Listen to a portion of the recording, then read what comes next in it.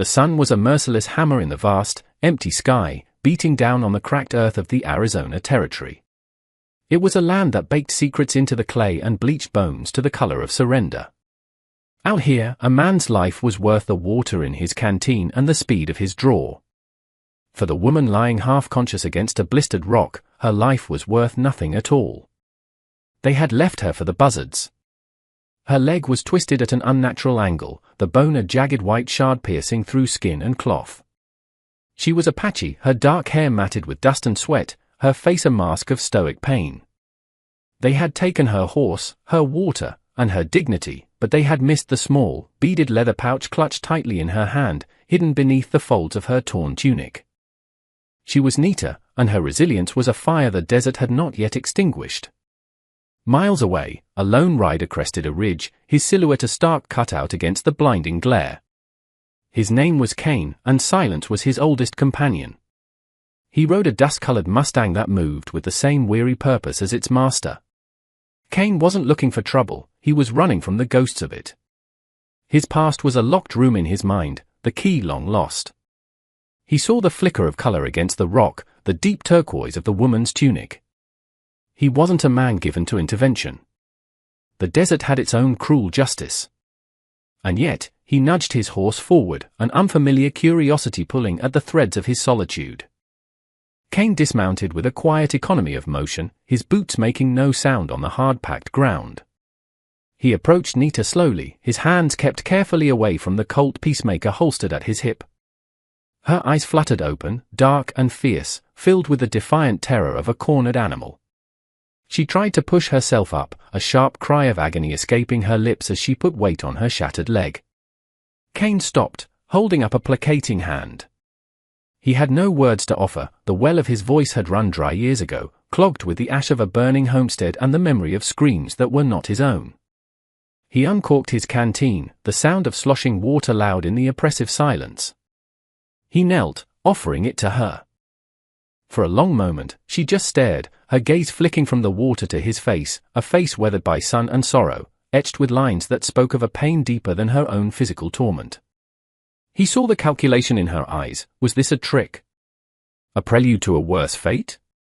His expression remained unchanged, a patient blank slate. Finally, her thirst won the battle against her fear. Her hand, trembling, reached out and took the canteen. She drank greedily, the cool water a blessing on her parched throat. He watched her, his mind a quiet observer. She's a fighter, he thought. They left a fighter to die. When she was done, she held the canteen out, but her hand fell limp, the last of her strength gone.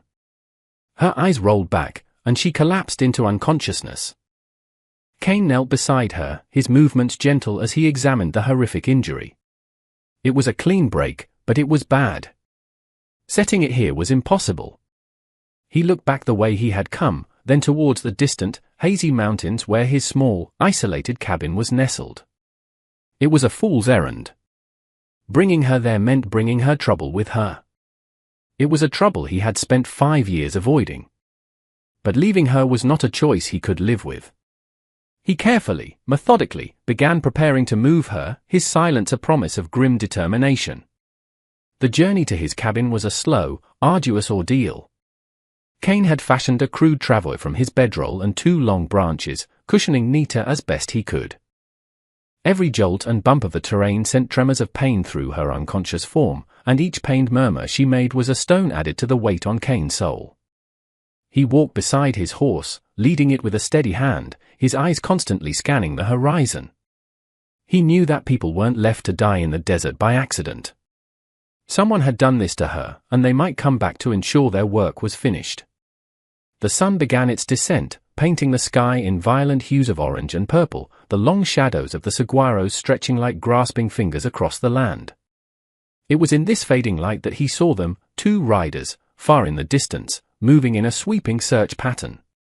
They were too far to see him clearly, but their presence was a cold knot in his stomach. They were the ones.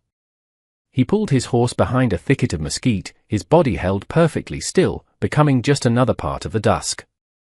He waited, his heart a slow, steady drum, until the riders passed over a far ridge and disappeared. The threat was real. It had a face now, even if it was a distant one. He pushed on, the urgency lending a new strength to his tired limbs. By the time the moon had risen, a silver sliver in the inky blackness, they had reached the relative safety of his hidden valley. His cabin was little more than a one-room shack built of rough-hewn timber, but to Kane, it was a fortress. He carried Nita inside, her body light as a bird's in his arms, and laid her on his simple cot. The air in the cabin was cool and smelled of pine and old wood smoke. He lit a single lantern, the soft glow pushing back the shadows, and turned his attention to her leg and the grim work that lay ahead. Nita awoke to the smell of antiseptic herbs and the sensation of a tightly bound splint on her leg. The pain was a dull, throbbing fire, but it was manageable. A man sat in a chair across the small room, cleaning a rifle with meticulous, silent care. It was the rider from the desert. He didn't look at her, but she knew he was aware of her every movement. Fear, cold and sharp, pricked at her, but it was tempered by a confusing sense of security. The cabin was clean, defensible. A pot of broth simmered over the low fire in the hearth. He had saved her. But why?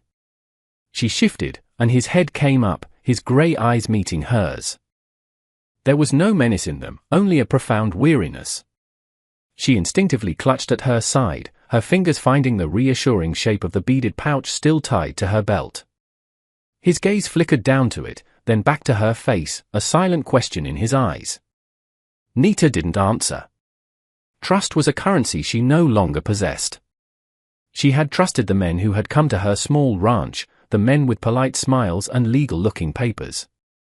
The men who had offered to buy her land, the land her grandfather had secured from the government with his service as a scout. When she refused, their smiles vanished. They had dragged her out, broken her leg, and left her for dead. Now, this silent stranger was her reluctant guardian. He rose and ladled some of the broth into a wooden bowl, placing it on a stool beside her cot. He moved back to his chair, resuming his task with the rifle, granting her the illusion of privacy. As she sipped the warm, savory liquid, she finally decided to risk a single, broken word. "Why?" she whispered, her voice rough from disuse. Kane didn't stop his work. He didn't look up. For a long moment, she thought he hadn't heard her. Then, without a sound, he simply tapped his own chest twice with his fingers, a gesture she couldn't possibly understand, yet it felt like an answer. The following days settled into a strange, silent routine.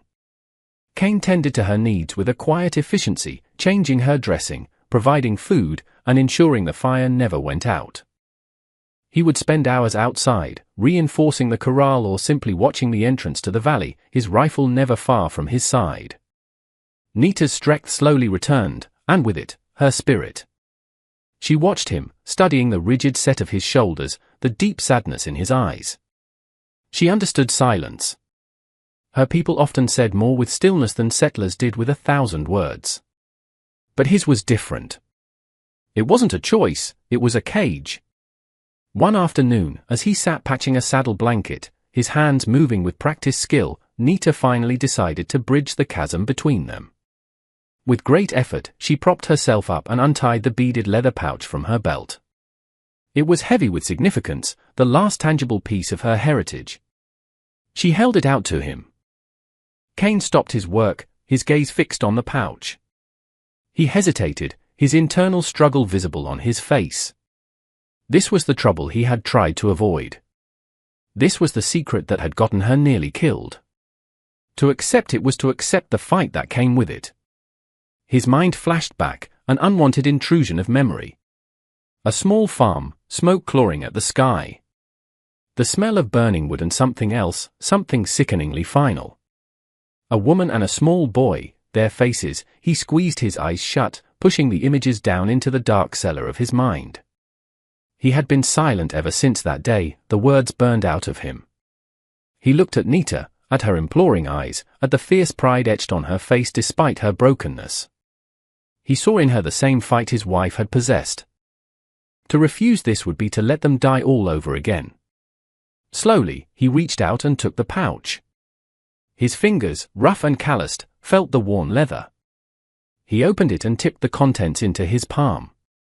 It wasn't gold or jewels. It was a single, folded document, yellowed with age, bearing an official seal. A property deed. The man who called himself Silas rode with an air of predatory confidence. He was dressed not like a trail-worn cowboy, but in a fine, dark coat, his boots polished to a high shine despite the dust. He was the enforcer for a powerful railroad baron, a man who saw land not as a home, but as a line on a map to be acquired by any means necessary. With him were 2 hired guns, brutish men named Jeb and Roscoe, whose loyalty was bought with coin and the promise of violence. Silas reined in his horse at the mouth of the valley, a smug smile playing on his lips. "He's in here," Silas said, his voice smooth as oiled leather. "Track the drag marks from the traver." The fool actually took her with him. Jeb spat a wad of tobacco onto the ground. "Want us to just go in, boss? Flush them out." Silas held up a gloved hand. "Patience, Jebediah. This isn't some back alley brawl. The woman has a deed that my employer desires. A legally binding one, unfortunately. Our initial approach was indelicate. This time, we will be more persuasive. First, we try reason. A man living in a hovel like this could always use money." He dismounted, straightening his coat. "You two stay here. Be ready. But let me talk to our silent Samaritan first. Every man has a price. We just have to find his." Silas walked toward the cabin alone, his stride unhurried. He saw Cain standing by the corral, watching his approach, a rifle held loosely in one hand. There was no fear in the man's posture, only a quiet, unyielding stillness. This, Silas thought, might be more interesting than he'd anticipated. He stopped a respectful distance away, offering a disarming smile. "Good day to you, sir," he called out. "My name is Silas. I believe you may have found something that belongs to me." Cain didn't move. He didn't speak. He simply stood there, a granite statue of defiance, the deed now tucked safely inside his own shirt. Silas kept his smile fixed in place, though it felt brittle against Cain's unblinking stare. "I'm a reasonable man," Silas continued, taking a slow step forward. "The Apache woman you're sheltering, she's a thief. She stole a very important document from my employer. We simply want it back. No harm need come to anyone." Cain's grip tightened on his rifle. His mind was a maelstrom, but his face was a calm sea. He knew this man was lying. The terror in Nita's eyes had not been the look of a thief, but of a victim. "I am prepared to be generous," Silas said, reaching into his coat. He pulled out a thick leather wallet, fat with bills. $200. A handsome sum for a man in your position. All you have to do is turn over the woman and the document she's carrying. You can ride away from here and forget any of this ever happened." Cain remained silent. He let his gaze drift past Silas, to the 2 figures waiting at the valley entrance. He then looked back at Silas, and for the first time, his expression shifted. It was a subtle change, a hardening of the jaw, a coldness in his eyes that spoke a clearer refusal than any word could. The silence unnerved Silas. It was a weapon he didn't know how to counter. "No?